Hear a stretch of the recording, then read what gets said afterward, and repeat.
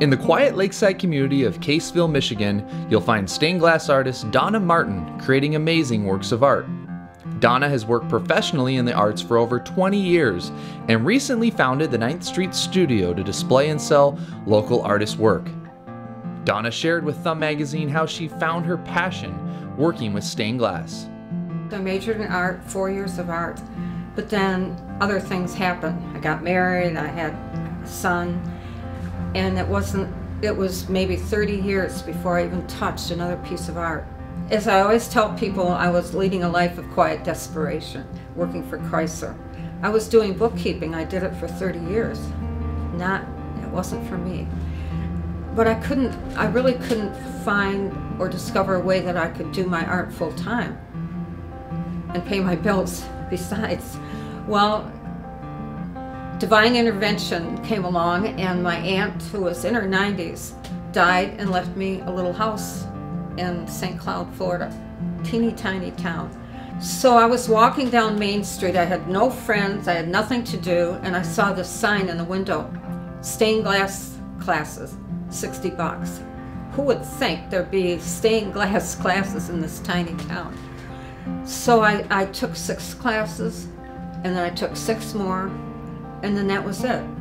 I was hooked. I had a stained glass business in Florida, very, very successful for 15 years, and I decided to come back to be closer to my son.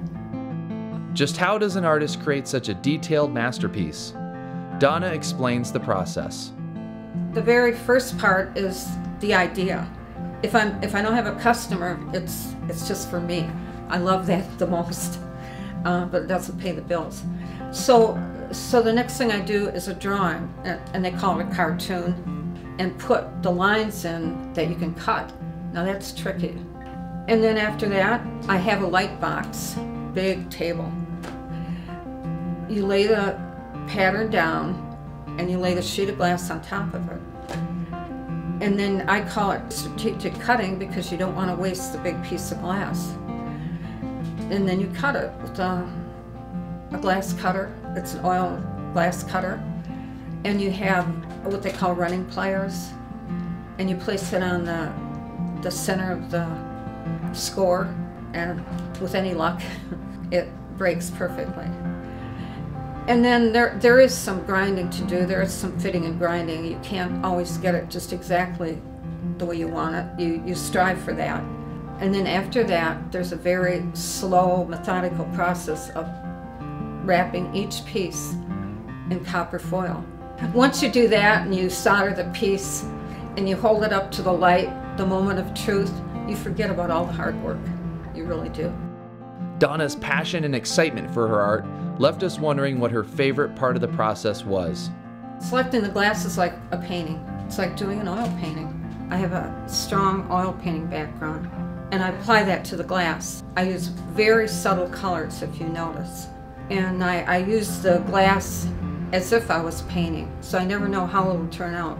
I just have a big palette. And then of course my second favorite, or maybe my favorite, is holding it up to the light. Until then, you don't really know if what you've done is effective. I love that part. Like many local artists, Donna is committed to sharing and giving back with the arts. She founded a nonprofit art advocacy group that provides free art for children and adults. It was the arts that changed her life. I have a mission that, besides doing my work, is to discover these budding artists that nobody else can see the talent in. It was my grade school teacher that changed my life. I was very withdrawn, very shy, sickly, on and on. But when I discovered art and she discovered me, it changed my whole life. I have to do art.